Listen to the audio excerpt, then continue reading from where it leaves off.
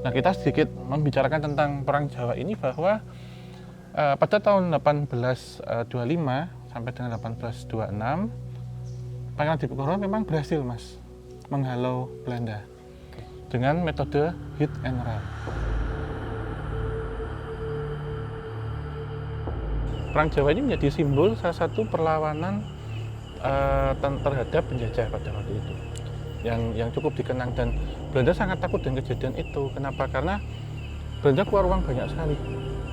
Ya, selain korban jiwa juga keluar banyak sekali untuk membiayai Perang Jawa. Akhirnya ini untuk berikutnya diusulkan, kemudian muncullah tanam paksa.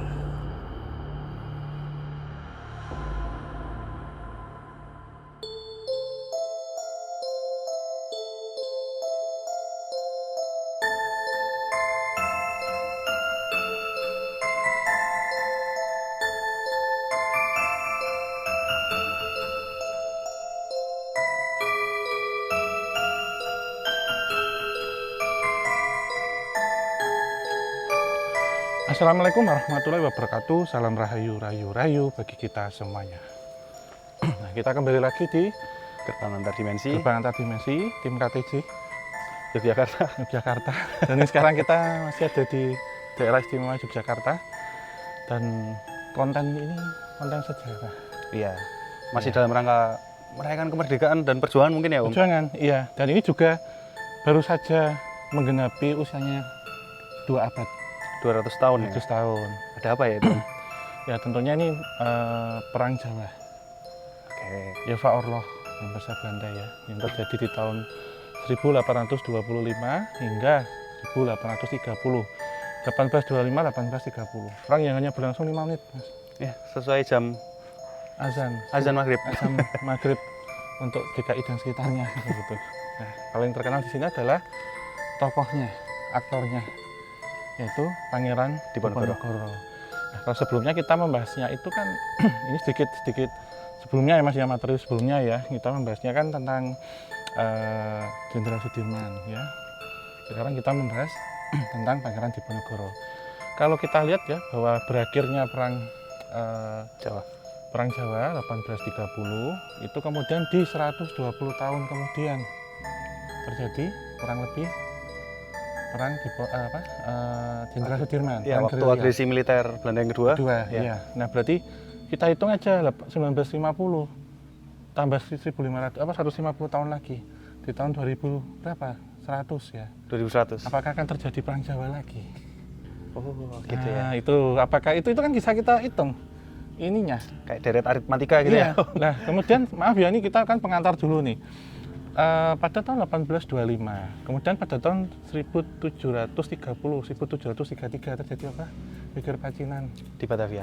ya, sampai ke Jawa Tengah kan, wilayah Ya, tengah betul. kan. Berarti kita bisa ngelihat ini ininya ya Mas ya, kurunnya gitu. Oke. Berarti kalau kita ambilnya 100 hingga 150 tahun, berarti di 2025 hingga 2050 itu pun bisa terjadi. Kemungkinan akan ada sesuatu yang besar lagi ya, Om? Iya, kemungkinan itu. Entah ini apa, kalau dulu melawan penjajah, kalau di masa ini melawan siapa berarti? Pertanyaannya kan itu. Mau ngomong takut salah. Iya. Lawan bangsa sendiri. Itu kan pesan dari Bung Karno kan dulu. Iya. Belum tentu betul juga ya, Om? Iya. Nah, ini kita mulai masuk ke pendahuluan ya. Jadi latar belakang nih Mas Aldo. Oke. Yang Mas Aldo sedikit ketahui aja, misalkan tentang Perang Jawa itu apa gitu. Sedikit aja misal. Sebenarnya sama seperti kebanyakan orang, taunya tokohnya adalah Pangeran Diponegoro, terus Iya. mengambil markas di Gua Selarong ini, tempat kita sekarang. Dan kan sebenarnya yang bikin itu mungkin jadi satu hal yang masih diingat sampai sekarang ya, adalah lukisannya, yang penangkapan iya, Pangeran ada Diponegoro dua itu. ya. Betul. Iya. Itu kan dari Raden Saleh, betul ya, Om? Iya. Oke, itu kan versi dari Pribumi. Iya. Tapi buatku yang menarik, ada seniman dari Belanda juga yang menciptakan lukisan yang sama di event yang sama tapi gayanya berbeda. Iya, dari sisi sudut pandang yang berbeda ya. Betul. Saya tentang sejarah seni saya tidak terlalu mendalami, cuman dulu di mata kuliah ada sejarah seni. Salah satu pengampunya kan Dr. Sri Margana, pengampu saya. Saya lupa sih Mas itu ya, tapi waktu itu tidak mengarah untuk materi penelitian ini apa? Ujian tuh tidak mengambil tentang itu temanya, tapi saya tentang Raden Saleh waktu itu. Kiprahnya gimana, Basuki Abdullah Effendi gitu. Iya, iya. Itu seperti apa gitu. Tapi ini memang ada dua sudut pandang berbeda. Akan kita bahas di lain kesempatan nanti tentang ini. Terus kemudian tentu ketika akan terjadi suatu perang itu pasti ada latar belakang. Oke, Itu faktor penyebabnya. Ya, Om. Penyebabnya kita masuk ke latar belakang dulu kan Oke. pendahuluan sebelum nanti kita telusuri ya di sini ada apa. Nah, latar belakang ini tentunya ada 3 Mas. Sosial, ekonomi, politik, Mhm. adat, budaya dan keagamaan. Oke. Nah, kenapa bisa dirumuskan ini ya? Kalau kita lihat secara politik dulu, ini sebenarnya terjadi ketika Belanda pada waktu itu terlalu ikut campur permasalahan dalam negeri, keraton kita Keraton, sebutnya. Yang pertama bahwa mereka juga ini ya Mas ya, ikut campur dalam pengangkatan pejabat. Oh, oke, jadi boneka ya, Om. Ya, oh ingat jadi boneka. Gimana itu jadi boneka kalau pejabat itu? Enggak, maksudnya jadi pejabat boneka gitu, kan dikontrol sama Belanda. Kalau dulu dikontrol sama Belanda kan ya, gitu. Sebenarnya sama aja, sekarang kan. Hampir menjerumuskan. Lalu ini intriknya itu berlangsung sampai Tahu mulai bahaya tuh. kemudian yang berikutnya adalah selain tadi ikut campur nih pada pengangkatan ya, pemecahan Kesultanan Yogyakarta salah satunya menjadi Praja Pakualam, Pakualaman. Oke. Gitu, jadi Puro Pakualaman dipecah ini. Yang ketiga bahwa mereka membatasi tentang kekuatan dari raja atau sultan pada Sultan, waktu ya. itu. Jadi dibatasi. Yang ini membuat kemudian kaum bangsawan akhirnya murka gitu. Kemudian sosial ekonomi, jadi kan politik ya. Ya. Yang kedua sosial ekonomi bahwa pertama banyak sekali tanah-tanah dari Bumi Putra, termasuk juga yang ini ya elit Bumi Putra, itu yang kemudian diambil alih oleh Belanda. Tujuannya untuk apa? Untuk perkebunan. Oh, oke. Ya, ibarat kata tanah-tanah waktu itu yang mungkin tanah mangkrak, gitu, tanah nganggur, itu diambil alih oleh pemerintah kolonial. Melalui putra-putra daerah ini tadi ya. Mungkin itu, ya gitu. Kemudian yang berikutnya adalah kerja rodi kalau kita kenal. Tapi kerja rodi dimaksud itu sebenarnya tidak terlalu dipaksakan, Oke. tidak dibayar ya, tetapi kerja dengan upah minim atau alih-alih dengan bebas pajak, sehingga tidak ada bayaran. Oh, Yang tapi pajaknya udah ya. dipotong kok gitu. Nah, ngomong-ngomong tentang pajak ini pada masa itu adalah upeti. Pemungutan upeti yang terlalu tinggi atau pajak yang terlalu tinggi. Sehingga membuat banyak kaum Bumi Putra pada waktu itu akhirnya demo ke pemimpin. Itu. Nah, berikutnya adalah yang terakhir tentang agama atau adat. Masuknya modernitas ya dari Eropa atau dari Barat itu sedikit demi sedikit mengikis budaya lokal dan juga agama. Sehingga Pangeran Diponegoro akhirnya melakukan perang dan disebutnya dengan Perang Sabil atau melawan kebatilan pada waktu itu. Melawan kebatilan. Ya, ini secara umum. Kemudian ada juga latar belakang secara khusus berkaitan dengan daerah Tegarejo yang pada waktu itu bukan company tapi Belanda itu membuat jalan dengan melintasi salah satunya makam leluhur dari Pangeran Diponegoro. Yang cabut dipatok-patoknya kan sudah dipatok sama Belanda, kemudian sama Pangeran Diponegoro dan pengikut setianya itu mencabuti. Bongkar ya. Nah, sejak kejadian itu mulai tanggal 20 Juli tahun 1825 Pangeran Diponegoro dengan pengikutnya akhirnya memilih untuk mengasingkan peperangan ke daerah bagian selatan, salah satunya di Gua Selarong. Nah, yang menarik bagi saya ini karena akan kita bahaskan dari bahas di obrolan santai. Yang menarik bagi saya sebenarnya ketika dulu waktu saya sekolah dulu ya SD SMP lah gitu. SMA itu juga ada sejarah yang dijelaskan bahwa waktu itu Belanda membangun jalan kereta api melintasi makam leluhur.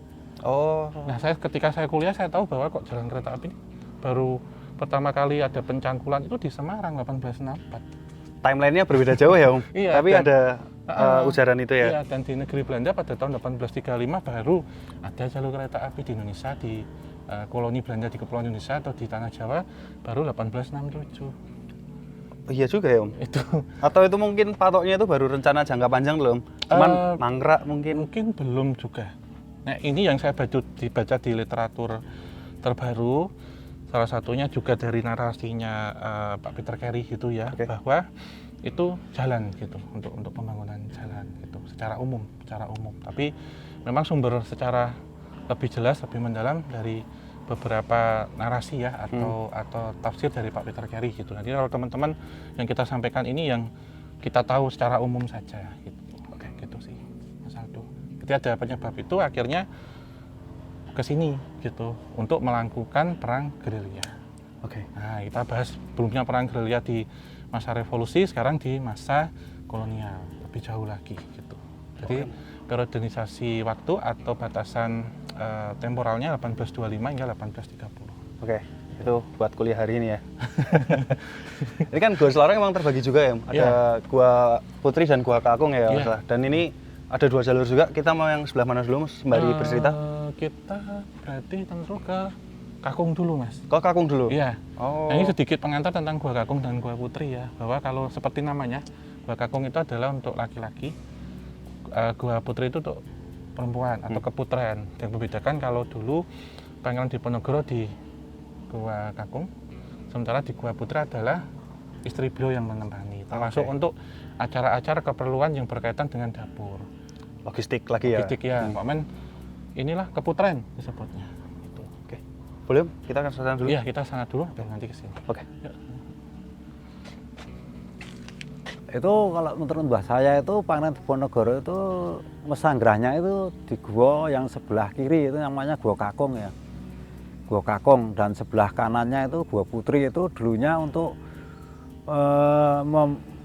memasak masakan untuk keperluan logistik Pangeran Diponegoro ya. Itu pendereknya yang putri-putri termasuk istri beliau Kanjeng Ratnaningsih itu menyertai beliau juga waktu itu.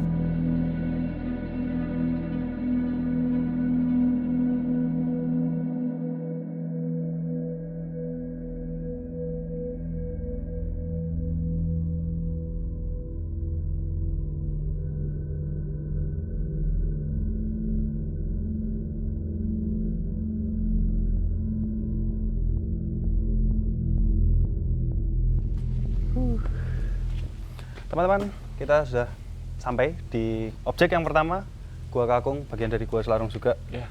Nah, ini sebelum Om mau menceritakan lebih lanjut ya Om. Hmm.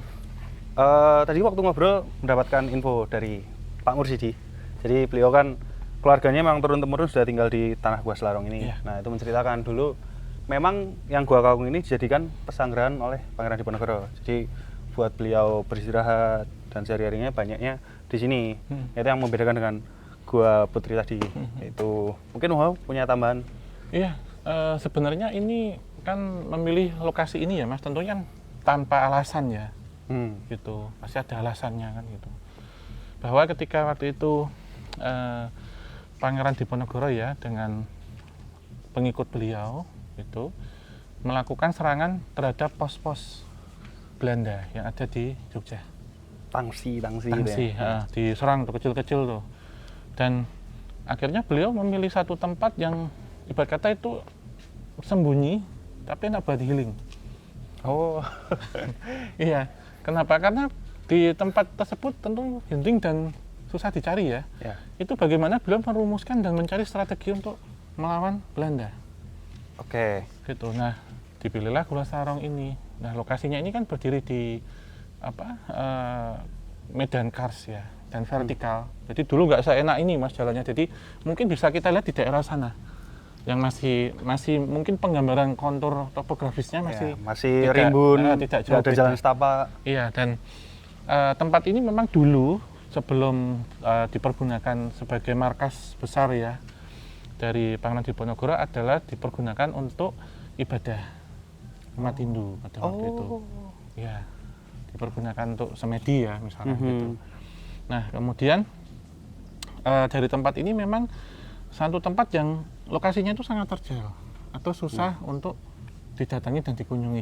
Jadi hanya diketahui oleh laskar-laskar lokal, laskar daerah. gitu. Nah, kita sedikit membicarakan tentang Perang Jawa ini bahwa Pada tahun 1825 sampai dengan 1826, Pangeran Diponegoro memang berhasil, Mas, menghalau Belanda dengan metode hit and run. Jadi strategi yang pertama itu memang waktu itu Gua Selarong itu diserbu yang pertama kali itu dari Tangsi Bantul ya. Kalau dulu markas Belanda yang ada di Tangsi Bantul, kalau sekarang ya Polres gitu, dalam jumlah kecil. Akhirnya karena jumlahnya kecil, mungkin dikira Pangeran Diponegoro itu di sini belum menghimpun kekuatan, akhirnya pasukan Belanda yang pertama itu memang gagal total ya, banyak yang terbunuh, hampir semua terbunuh, dan itu dibuktikan dengan tulang-tulang yang sepertinya juga ukurannya itu ukuran orang luar ya, karena panjang-panjang seperti itulah yang tertinggal yang dikubur di dekat Gua Selarong itu. Nah, kemudian pada tahun 1827 hingga 1829, Belanda akhirnya membuat politik benteng stelsel. Oh, pengepungan ya? Kecil. Iya, benteng-benteng kecil gitu. Nek di kampung dulu soalnya jenenge bentengan gitu. Maksudnya benteng-benteng kecil tuh yang sisanya. Ini membuat satu jaringan di mana biar mempersempit ruang gerak Pangeran Diponegoro. Sampai dengan di bulan Maret ya, pada tahun 1830 itu yang dikenal tadi seperti yang disampaikan Mas Aldo. Itu penangkapan Pangeran Diponegoro itu. Gampangannya itu ya, ini secara timeline waktunya. Nah, Perang Jawa ini memang satu perang yang sangat besar, bahkan sampai menyita kas negara Belanda, kerajaan Belanda, dan memakan korban hampir 200.000 jiwa yang berasal dari Bumiputra dan juga Belanda sendiri. Aku baru tahu kalau masif itu, Om. Oh iya, Ya. iya, karena saya dulu waktu Mas, tugas translate itu tentang naskah, saya dapatnya pas naskah Diponegoro, pas bahasa sumber. Bahkan tuh dari Sungai Kali Bogowonto sana sampai Kali Opak itu dijelaskan Mas di naskah itu. Bisa sedikit tahu.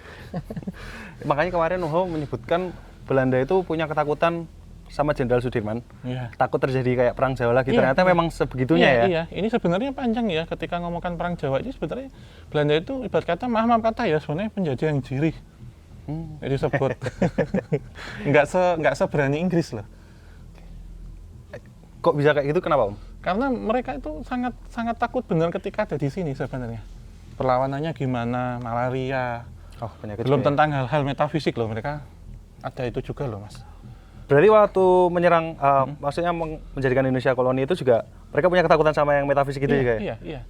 Ini nggak terus lu cerita ini, enggak, ini ada sumbernya semua, dan saya pernah menerjemahkan itu. Bahkan satu sumber menjelaskan bahwa perjalanan kereta api waktu itu harus malam, harus berhenti karena takut gangguan hantu, katanya gitu.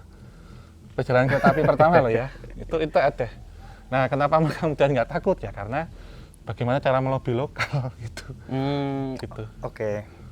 Kalau melobi lokal itu kan sebenarnya seperti kayak kerja rodi dan lain-lain, katanya nggak dapat bayaran, itu kan sebenarnya salah tuan-tuan lokalnya sendiri kan? Iya, termasuk sebenarnya Banyaknya. banyak juga orang Bumiputra yang membelot juga banyak, Mas, karena ada istilah bahwa daripada hidup sengsara lebih baik ikut Belanda gitu.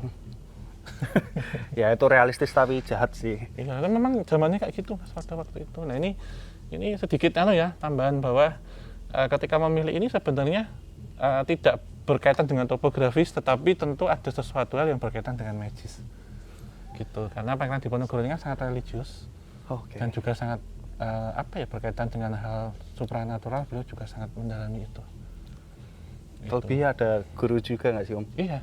Ada dua sosok. Iya, Guru nanti itu ya? juga akan kita bahas berikutnya ya di sini gitu. Nah, salah satu yang kita kenal itu kan kalau keris beliau itu kan Kanjeng sama namanya Kanjeng Nogosiluman, Mas, kerisnya yang kemarin baru dipulangkan dari Belanda tuh. Baru tahu kali ini, Om. Iya. Aku akan menyimak ini. Banyak, Mas, gitu. Nek tentang Perang Jawa pada tahun 1825-1826 saya memang pernah membaca arsipnya itu, yaitu dari Kali Opak itu sampai Kali Bogowonto pada waktu itu untuk batas sekitar sini. Jadi Bogowonto itu sekitaran Purworejo, Bagelen pada waktu itu. Daerah Bagelen. Aku mau tanya, Om. Iya. Perihal tadi kan ada benteng stelsel, betul ya? Itu kan berarti sebuah taktik tandingan dari apa yang dilakukan Pangeran Diponegoro kan. Tadi Om Ho menyebutkan hit and run. Ya aku jadi kebayang Blitzkrieg Jerman Perang Dunia II. Nah, selain hit and run itu sebenarnya punya jaringan intel gitu nggak sih Om? Oh iya, Telex Sandi. Ya, Telex Sandi. Iya, saya itu juga saya benarkan kalau kita kemarin bilang tentang Pak Dirman ya dengan Telex Sandinya, perangan di Ponorogo juga sama, Mas. Dan bahkan beliau juga mengajarkan banyak hal tentang strategi perperangan juga secara fisik. Termasuk tempat ini juga dipergunakan untuk latihan perang. Barak militer juga berarti? Iya, untuk tangsi militer. Karena tentu cuman perang tapi nggak ada pelatihannya ya, sama halnya menyerahkan nyawa, Mas. Gitu. Dan memang ada satu hal yang unik bahwa beberapa perempuan nanti habis ini akan kita kunjungi ya, warga sekitar, karena beliau ini kan mengajak ini ya Mas ya, kalau kita sebut sekarang itu padepokan. Iya, tapi waktu itu memang padepokan yang diajak direkrut untuk melawan penjajah, bukan tawuran kayak sekarang gitu, antara padepokan. Jadi waktu itu memang melawan.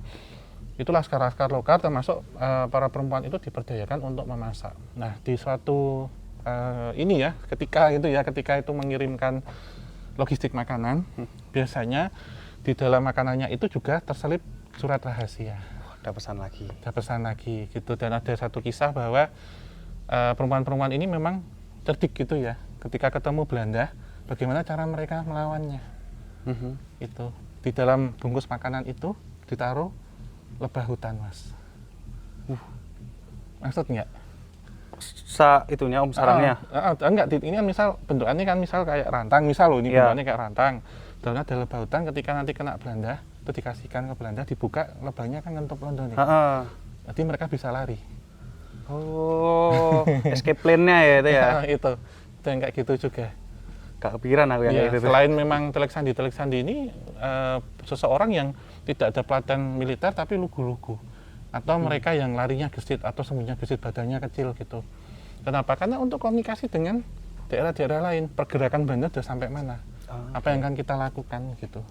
Ya, gitu. Mobilitas memang lebih ramping kalau tim kecil gitu kan ya. Kecil yang mudah diatur, dan Pangeran Diponegoro juga tahu benar ini akan apa yang dilakukan karena beliau mendapatkan informasi itu dari para Telex Sandi, dibawa ke sini, dipelajari, kemudian dilakukan hit and run ketika malam. Begitu Belanda datang, itu selalu diketahui oleh Telex Sandi karena menyebar Telex Sandi di mana-mana Pangeran Diponegoro. Jadi ketika Belanda datang itu Telex Sandi itu memberi kode kentongan, bunyi kentongan. Jadi begitu kentongan berbunyi itu ada bukit yang letaknya di depan persis Gua Selarong, yang kelihatan dari Gua Selarong itu yang bisa diintai dari Bukit Semanjir ya. Itu nanti kodenya itu gubuknya dibakar. Ketika gubuk Gunung Wijel itu dibakar, itu kelihatan dari Bukit Semanjir yang letaknya sebelah kanan gua, itu bukit sebelah kanan gua. Jadi begitu ada kode seperti itu, nanti yang dari Semanjir itu memberitahu bunyi kentongan ke Gua Selarong terdengar dari Gua Selarong. Akhirnya prajurit Diponegoro karena sistem perang gerilya, akhirnya prajurit Diponegoro yang ada di sekitar Gua Selarong menyingkir terlebih dahulu. Om, habis ini bisa lihat dulu atau masuk atau bagaimana? Iya. Nampak tilas dulu. Abdulnya kita masuk, iya. Kita mulai nampak tilas Mas Abdul. Dipandu ya Om? Iya. Kita harus lepas alas kaki ya sebelum masuk. Assalamualaikum.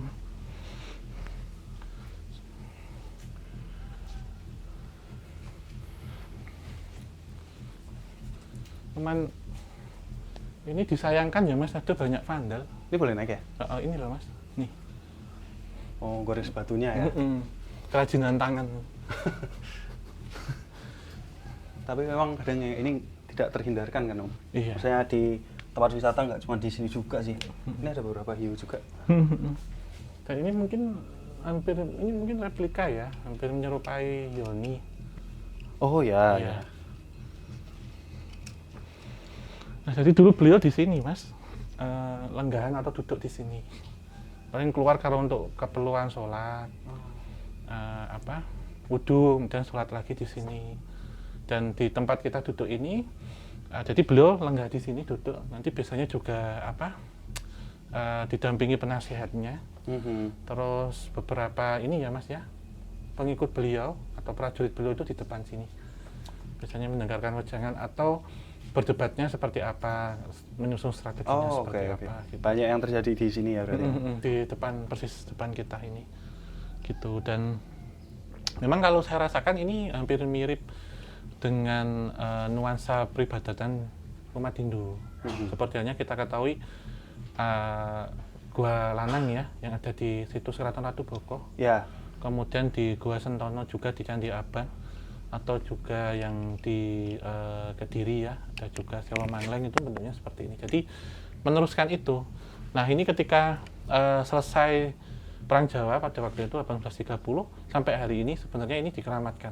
Jadi tidak dipergunakan seperti dulu waktu Pangeran Diponegoro gitu, Mas. Jadi tempat mengenang ya napak tilas. Iya, untuk napak tilas dan untuk tempat yang disakralkan dan dikeramatkan gitu. Ini jadi terasa yang Om Ho tadi bilang, cari tempat yang sekalian buat healing gitu. Iya benar. Dari sini kayak ngeliat sana tuh kayak, oh emang seger sih. Iya, dan dari dulu ini turun loh Mas, nggak ya kan sekarang udah direnov gini ya, dulu masih tipe bebatuan karst seperti ini semua. Gitu. Dan kalau kita ngeliat ya mungkin ada beberapa dinding, maaf ya, misal itu warnanya hitam atau apa, itu kena jelagah dari lampu minyak api ya, atau obor itu dulu kena itu gitu. Dan memang saya melihat dari tadi ya bagaimana prosesi itu berlangsung, kemudian entitas-entitas yang menjaga di sini itu semuanya bersorban Mas yang menjaga. Saya melihat beberapa entitas yang menyerupai Pangeran Diponegoro, tapi bukan Pangeran Diponegoro ya. Jadi dengan sorban, mungkin berpakaian dengan sama ya. Berpakaian dan sama. Kemudian juga ada entitas harimau loreng juga di sini. Gitu. Jadi menyerupai, mungkin juga berasal dari kodam pusaka beliau. Jadi menyerupai Kanjeng Kiai Kopek gitu. Jadi macan Mas, tapi sebesar anak sapi. Gedenya itu yang menjaga di sini. Gede banget. Iya, segede pedet ya kalau orang Jawa sebutnya itu. Kalau di sebelumnya kan ular ya, ular naga itu. Kalau di sini harimau di Gua Selarong gitu. Oke, sebenarnya masih banyak tempat yang bisa kita kunjungi. Iya. Kita bisa. Iya. Kita ke Gua Putri? Gua Putri ya. Oke.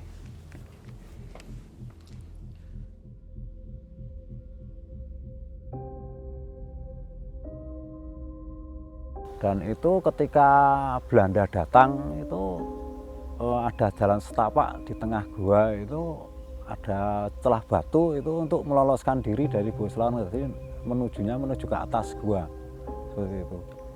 Dan prajurit Diponegoro selalu menyiapkan kuda itu tidak di lokasi gua, itu tidak, kudanya itu selalu agak jauh dari lokasi gua karena yaitu tadi untuk mempermudah untuk meloloskan Pangeran Diponegoro.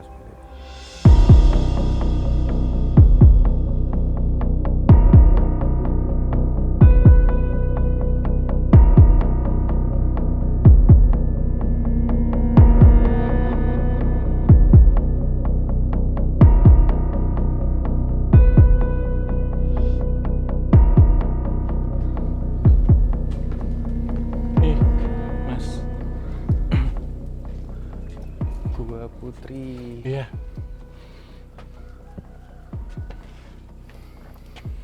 Kok lebih luas ya? Iya, lebih luas ya. Jadi ini dulu dipergunakan untuk istri pendamping dari Pangeran Diponegoro, yaitu Raden Ayu Retnoningsih. Gitu. Beliau juga ada pendampingnya juga ya Om berarti? Iya. Tidak sendiri. Tidak sendiri. Iya, karena setiap laki-laki itu kan harus punya sakti, Mas. Sakti itu perempuan yang menjadi pembimbing atau tempat curhat sebenarnya. Memberikan masukan-masukan. Ini boleh apa enggak gitu. Jadi seperti halnya kalau Dewa Siwa kan saktinya Dewi Parwati atau Dewi Uma atau Dewi Durga kan gitu. Dan ini beliau dengan Raden Ayu Retnoningsih gitu, yang memberikan arahan gitu. Jadi punya pendampingan gitu. Bagaimana nanti menentukan strategi yang baik dan tidak, apakah beliau nanti juga boleh dibilang keburu-buru enggak dalam mengambil tindakan itu diskusi dengan istrinya juga gitu. Jadi ada perempuan hebat di balik itu. Ini justru sebenarnya Raden Ayu Retnoningsih ini yang belum banyak dibahas sebenarnya gitu. Oh, padahal perannya sama besar ini. Iya. Perempuan kan pasti kalau di balik laki-laki yang hebat kan ada perempuan yang kebalik ya. Di balik Laki-laki yang berhasil, berkata kan ada perempuan yang hebat ya, kan gitu. Betul. Gitu, Mas. Om, mungkin selain gampangnya ya, biasanya orang kebanyakan pikir peran perempuan itu hanya melalui penyiapan makanan ya, Iya, logistik iya, gitu iya. ya Om. Ternyata Om Ho juga menyinggung tentang strategi, terus tadi juga tentang telik sandi juga ya, Iya, iya. jadi mata-mata juga gitu Iya. ya. Nah aku tadi mendengar cerita dari Pak Mursidi, katanya sebenarnya aku kurang inget yang Gua Putri atau yang Gua Kakung, itu tuh kayak ada satu celah di belakang guanya, itu buat melarikan diri. Oh kayak ini ya, pintu rahasia. Betul, Iya, iya. escape plan lagi. Iya, iya. Kayak gitu. Terus ntar misal udah tembus dari sana, jauh dari Gua Selarong ini tuh ada kuda yang memang sudah Menunggu. disiapkan. Iya. Itu kayaknya cerdik banget sih Om aku, jadi Iya, kayak iya. apakah ini dari beliau ya, dari RA Retno Ningsih juga kayaknya Iya. banyak memberdayakan tidak hanya laki-laki tapi perempuan juga untuk perjuangan di Perang Jawa ini. Iya, iya, itu saya benarkan Mas, gitu. Jadi beliau bagaimana memikirkan hal-hal yang tidak dipikirkan oleh laki-laki ya. Dan menurut saya dari semua perang ya, sejago-jagonya laki-laki mengatur perang, sekuat tenaganya, kalau nggak ada yang masakin, bensinnya suka ngendi Mas kan gitu. Iya, kaliran juga lemes juga. Iya, jadi tetap yang mengatur rumah tangga itu beliau yang ada di sini. Yang buat ketek orang Jawa itu ngecake, nggo blonjo. Oh iya iya. Masalah perdapuran gitu ya, termasuk bagaimana siasat yang ini boleh atau tidak itu dari arahan beliau gitu, secara diskusi dengan suaminya ngasih masukan gitu. Dan ini beliau mendampingi, diajak gitu dalam perang gerilya, perang Jawa itu. Oh iya juga ya, sampai dilibatkan dalam peperangan juga ya? Iya, bahkan ketika di malam-malam tertentu itu juga melangsungkan sholat tahajud juga. Jadi meminta seperti apa ya, inspirasi atau ilham langsung dari Yang Maha Kuasa untuk bagaimana ini yang perlu diambil, karena beliau tadi kan perangnya perang sabil Mas, melawan kebatilan pada waktu itu. Bagaimana mengatasi penjajah Belanda gitu. Kan pengikut-pengikut beliau juga banyak kan juga kiai-kiai juga gitu. Oh oke. Kan kita kenal salah satunya ada Kiai Mojo kan itu. Salah satunya ini yang ikut dengan beliau termasuk kalau kita dulu pernah ke Gunung Kawi, di sana kan ada juga tempat Mbah Jugo, salah satu pengikut dari Pangeran Diponegoro. Ketika Pangeran Diponegoro ketangkep, beliau lari sampai ke Gunung Kawi. Salah satunya itu juga. Ternyata sampai nyebar jauh juga ya? Iya. Namanya perang Jawa Mas. Kalau cuma di Jogja perang Jogja. Cuman kan konsentrasinya di sini ya? Iya. Selama itu ya dari tahun 1825 itu. Nah ini Om, tadi Om menyinggung sedikit tentang mulai melihat sosok-sosok yang mungkin menjaga tempat ini ya Om. Itu tuh apakah sama nih? Kan kalau di sana mungkin tadi Om menyinggung banyak yang berpakaian mirip dengan Pangeran Diponegoro. Nah kalau yang di dekat Gua Putri ini apakah sama juga sosoknya atau berbeda mengikuti? Iya, tentu berbeda ya, berbeda gender ya. Di sana kan maskulin, di sini feminim. Saya melihat juga ini mungkin kodam ya, menyerupai Raden Ayu sendiri. Saya lihat bahwa beliau dengan ini Mas, pakaian kebayanya disanggul dan menggunakan kerudung berwarna serba putih gitu. Tetapi yang ada di sini harimau besar juga, seukuran anak sapi. Tuh, di sana ada harimau di sini juga? Iya, tapi di sini Kanjeng Nyai Loreng namanya. Wah. Tadi kan Kanjeng Kiai Kopek, ini Kanjeng Nyai Loreng. Jadi harimau, tapi di sana kan harimau tadi itu ya Mas, loreng putih ya, besar itu enggak salah loh tadi, karena antara putih sama kuning loreng itu sama ya Mas, kesana kesini patroli ya. Kalau yang saya lihat ini yang besar itu juga sama, tapi itu apa ya, kalau kita sebut putri gitu, setri gitu. Itu juga dari pusaka beliau. Itu batu mustika kalau nggak salah.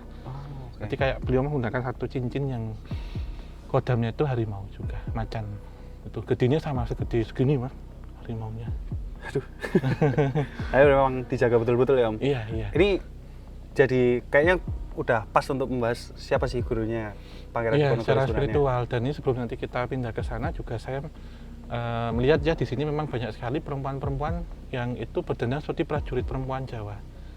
Gitu. Jadi kalau ini langen ya, kalau ini itu jadi perempuan menggunakan kebaya, apa ini?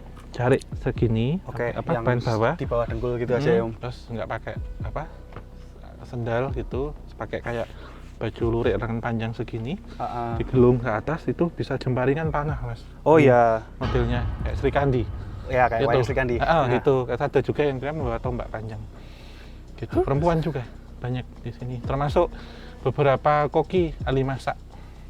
Oh kalau ahli masaknya berperang juga nggak Om? Atau memang khusus masak aja tuh? Ada yang berperang juga, dua-duanya bisa. ada juga yang mereka khusus spesialis masak, terutama yang sepuh-sepuh yang simbok-simbok. Oh. Nah iya. kalau yang muda ini biasanya nanti menjadi kurir sekalian ini agen sandi, Oh, Katolik kalau sandinya. tadi ya. Yang tadi kalau saya ceritakan yang mereka bawa kalau jaga-jaga kalau nanti ada Belanda kasih saja makanan itu, Yang ada dibuka lebahnya. isinya lebah gitu ya. Terus kemudian mereka yang harus bisa jago gini mas, mana ketika mengirimkan logistik, termasuk mereka yang mendampingi ketika di medan perang, tidak di Gua Selarong ini tapi di camp-camp ya, itu masak-masak instan, tapi nggak mie instan ya, masak ya misalkan di situ kayak apa itu tadi kita lihat di bawah kok garut itu misalkan umbi-umbian Oh ya. itu, terus kacang-kacangan yang rebus-rebusan Rebusan-rebusan itu ya. itu yang nggak di tangsi pengungsian yang nggak masak mie instan mas Ya. pada waktu itu, tapi masak-masakan instan lainnya dari lokal, dari alam gitu, beda sama sekarang gitu. Gak ransum-ransum gitu ya. Iya beda. Oke, habis ini Iya. kita mau ke atas sekalian. Ya boleh. Soalnya ada Kita pembahasan sekalian yang menarik ziarah ya. ya. Ya. Iya. Ini mau soal dulu sekalian. Nah, dari sini nggak apa-apa. Oh, dari sini aja Iya. ya. Untuk dari sini. Mas Aldo ke sana. Oke. Om.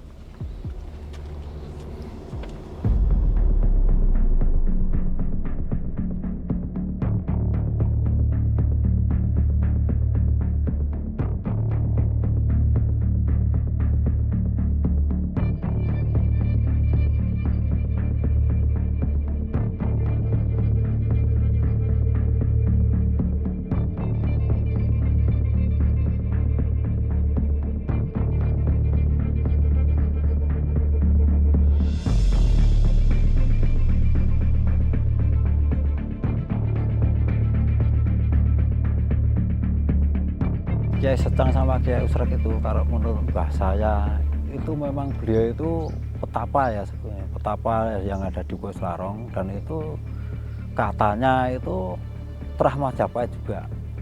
Jadi pembesar Majapahit dulunya itu. Jadi beliau memang mengasingkan diri di Gua Selarong, dan kebetulan juga sebagai guru Pangeran Diponegoro itu.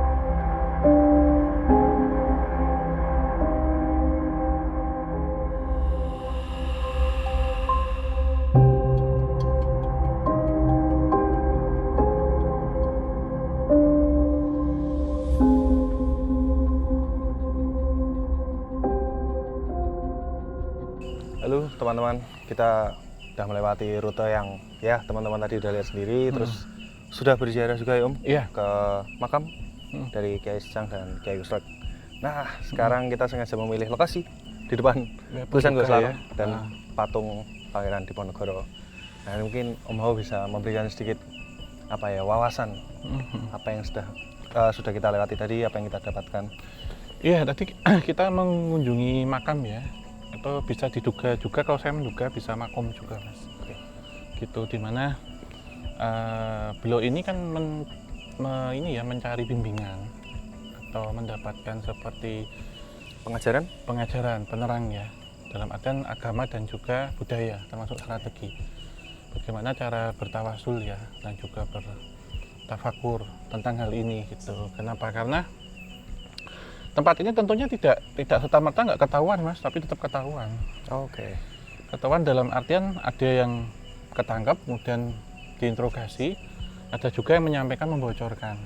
Nah ini kita bagi dalam 5 tahun itu sebenarnya ada 3 kali penyergapan rencana Belanda. Oh, dari Belanda mau ke sini gitu ya? Untuk menyerang Pangeran Diponegoro ini gimana? Karena Belanda pun menjuluki bahwa Pangeran Diponegoro ini sangat licin ya gitu. Oh, seperti belut ya, sulit ditangkap. Seperti belut ya, sulit ditangkap itu. Sehingga mencari di mana persembunyiannya gitu. Nah, ketika beliau sebenarnya yang pertama ya di antara 25 hingga 26, 18 itu tempat ini sebenarnya sudah ketahuan tetapi digagalkan dalam penyergapannya karena sudah bocor informasinya Tentang lokasi ini ya. lokasi ini, dan Belanda tidak bisa ke sini gitu karena tahu penyergapannya kapan, sehingga diantisipasi. Oke. Ya, dan pada waktu itu banyak sekali juga korban dari kalangan ini tentara Belanda, serdadu Belanda, sehingga memunculkan beberapa orang yang kadang ada istilah balung londo. Oh. Balung gede itu, balung londo. Itu terkait ditemukannya tulang belulang juga, Om? Iya, iya. Karena di situ ada kuburan massal ya. Gitu. ya. Kuburan massal. Jadi bahkan sampai hari ini ketika menggali tanah kok ada kerangka manusia yang ukurannya tidak seperti kerangka orang Asia gitu ya, atau orang Bumi Putra gitu. Yang berikutnya bahwa yang kedua itu diketahui tetapi membuat Pangeran Diponegoro akhirnya ingin memindah lokasi ini gitu. Gitu. Dan yang terakhir tentunya penyergapan, tahu. Tapi Pangeran Diponegoro sudah tidak ada, dalam artian kan bergerilya Mas, berpindah-pindah.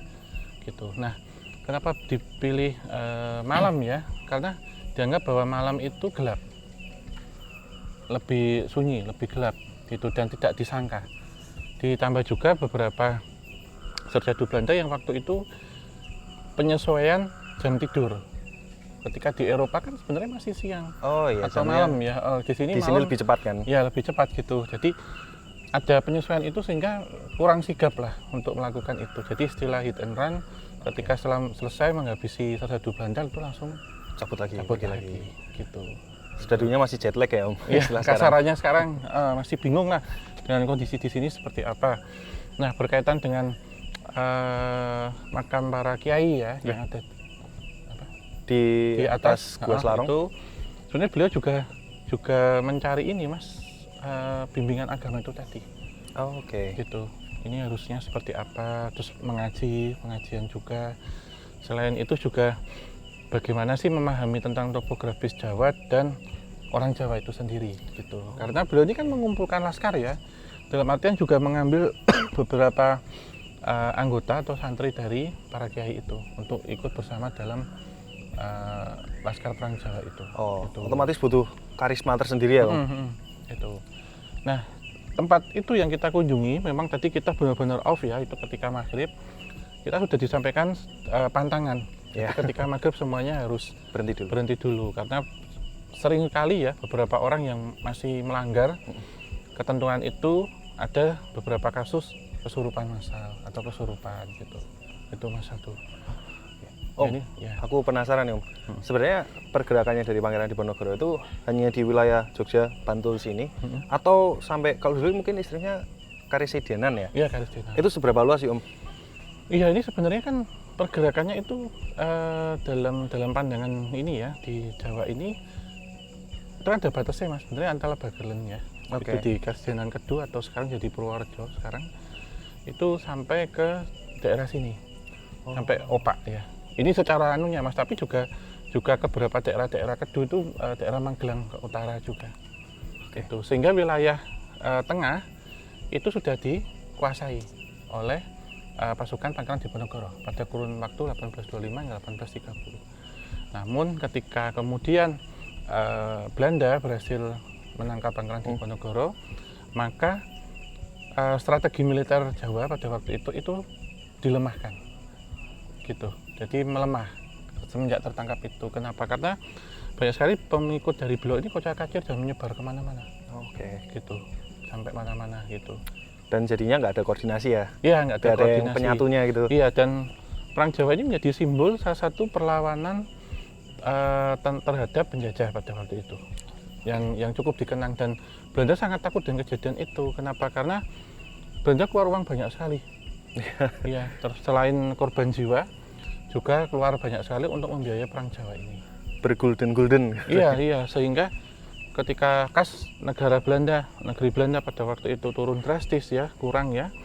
Akhirnya ini untuk berikutnya diusulkan, kemudian muncullah tanam paksa, kultur stelsel yang dicetuskan oleh Johannes de Vincent van den Bosch. Ini berikutnya, di kurun waktu berikutnya. Berarti bisa kita bahas di lain waktu ya, Om. Lain waktu, iya. Nah, sehingga ini seringkali kita ngeliat kok banyak benteng ya, kemudian dibangun setelah itu, benteng-benteng besar seperti kita ketahui ada benteng Van den Bosch sendiri di Ngawi, kita pernah ke sana ya, KTJ tahun 2019. Kemudian benteng Willem Ein atau benteng Ambarawa, dan benteng-benteng yang lainnya, Mas, gitu. Mau tanya Om, kalau Iya. benteng Vredenburg itu dibentuk dengan tujuan yang sama bukan? Beda. Friedeburg itu sebenarnya dia awalnya Rastenburg. Oke. Ya, jadi Rastenburg ini dibangun untuk mengawasi Gerak-gerik. Keraton Jogja. Oh, oke. Yang akan ini ya, yang sedang dibangun gitu. Dan tujuannya pada awalnya untuk melindungi, tapi itu hanya bahasa propaganda Belanda saja. Itu bahasa retorikanya Ya, ya. retorikannya. Rastenburg tentunya awalnya bukan satu benteng yang nampak militer, Mas. Itu hanya rest atau tempat istirahat. Nah, ketika terjadi gempa bumi dan macam-macam, ketika kemudian benteng itu runtuh, diganti Friedeburg atau benteng perdamaian. Itu. Jadi kalau kita lihat Rastenburg atau Friedeburg itu jauh dibangun sebelum Perang Jawa. Nah, setelah itu gitu banyak benteng-benteng militer.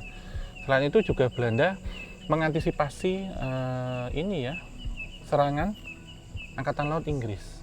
Salah satunya dibuktikan setelah sebelum Perang Jawa, yaitu di kurun 1811 hingga 1815, yaitu Sir Thomas Stamford Raffles.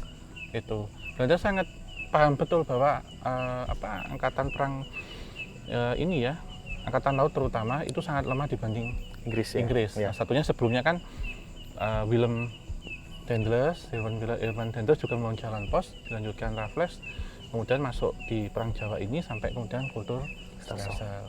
Oke. Gitu. Oke, timelinenya sudah tergariskan kayaknya. Gampangannya gitu. Setelah VOC kan runtuh 1799. Ini adminnya yang saya tanya. Admin VOC ini. Satu hal ini tidak ada hubungannya tapi terkoneksi, Mas, dari kesemuanya. Perang Jawa ini pun ya. Salah satu penyebab VOC runtuh yang diketahui admin apa? Ini adminnya loh. Berarti bookholder atau bendaharanya ini. Kalau setahu ya Om, sebenarnya itu karena kan sebenarnya keadaan Belandanya sendiri di mainland Europe-nya kan dijajah juga Iya. sama era revolusi Perancis kan waktu Iya, itu. iya. Dan banyak anggotanya itu sebenarnya juga korup. Iya. Setahu sampai situ. Iya. Berarti sebenarnya yang saya tanyakan itu terjawab itu. Yang terakhir Korup. korupsi. Iya, jadi VOC kita sebut ada satu perusahaan yang sangat besar sampai hari ini bahkan itu hancur karena korupsi. Oke. Itu yang ini, yang salah satu kongsi dagang ya gitu. Nah, ditambah lagi kemudian terjadi Perang Jawa ini, Belanda benar-benar drop, apalagi ada baru tidak lama lepas dari Perancis juga. Oh, Ya, oke. Perang Jawa ini sebenarnya menjadi satu timeline pemisah, Mas. Kejadian-kejadian di masa kolonial, di mana kemudian muncul sistem tantang paksa itu, yang ini berkaitan sebelumnya di Perang Jawa. Kalau kita sebut di awal bahwa salah satu pemicu secara sosial ekonomi, banyak sekali tanah-tanah yang dirampas, Dan upeti yang tinggi. upeti yang tinggi, pajak juga, dan pribumi ini ya maaf, Bumi Putra yang ningrat ataupun elit Bumi Putra yang haus dengan kekuasaan, itu yang ingin melanggengkan bagaimana kepemimpinan. Ya, inilah hal yang membuat kemudian pendudukan kolonial Belanda di Kepulauan Indonesia terutama atau di Tanah Jawa secara khusus itu berlangsung lama. Sistemnya pun feodal ya. Feodal, Waktu itu. iya, Feodalisme. termasuk sebenarnya Pangeran Diponegoro menentang itu gitu. Oh, oke. Gitu, karena ketika kita lihat bahwa munculnya intrik dalam lingkungan di dalam benteng keraton sendiri gitu, kemudian menyengsarakan rakyat, budaya pembaruan dari Eropa, modernitas yang dibawa oleh Eropa mengikis kebudayaan, itu yang membuat beliau prihatin. Jadi kalau saya sebut sebenarnya Perang Jawa ini juga perang sabil, gitu, fisabilillah, gitu, Melawan kebatilan. kebatilan, gitu. Salah satu bentuk perlawanan besar. Tapi sebenarnya juga Perang Jawa ini secara penggambaran melawan penjajahan Belanda, tetapi juga di masa itu juga melawan para elit Bumi Putra juga. Oh ya, yang tidak cinta bangsa dan negaranya Iya, sendiri ya. yang sebenarnya arti dalam tidak cinta itu lebih untuk memperkaya diri dan melanggengkan ini kekuasaan. Oke. Ya, ini sebenarnya sedikit ya ini walaupun nggak ada hubungannya. Kalau tadi VOC pun runtuh karena korupsi, Majapahit pun sama runtuh karena korupsi dan kepemimpinan yang tidak cakep. Zaman itu belum ada itu sih ontran-ontran meritokrasi itu loh Mas. Oke, kayaknya kita sudahi sebelum semakin mengerikan Iya, obrolannya iya. nih ya Om. Buat teman-teman, semoga tadi perjalanan ini jadi sebuah apa ya pembelajaran juga bagaimana sejarah bergulir ya Om. Mungkin Om Hawa ada pesan-pesan sebelum kita tutup. Iya, tentunya sebelum kita tutup ya, ini kita ada di 80 tahun kemerdekaan Republik Indonesia dan salah satu founder father ya, Bapak kita Presiden Soekarno menyampaikan bahwa perjuangan kami lebih mudah karena melawan penjajah. Perjuanganmu lebih susah karena melawan Bangsamu sendiri. bangsamu sendiri itu. Jadi memang beliau sudah waskita juga Mas. Wiro saurunge winarah itu Nggih. tadi. Baru Founding father. Pinrah. Iya. Itu pesan terakhir ya. Kalau sama ini saya jas merah ya, sekarang ganti ini kan gitu. Karena topik kita membahasnya kan tentang ini peperangan, Perlawanan. Iya. Oke, kita akhiri ya. Terima kasih untuk semuanya. Terima kasih untuk Sobat Javanika yang menyaksikan dari awal hingga akhir. Kurang lebihnya ya kita ambil sisi positif dan bagaimana kita menghargai perjuangan para leluhur kita di masa lampau.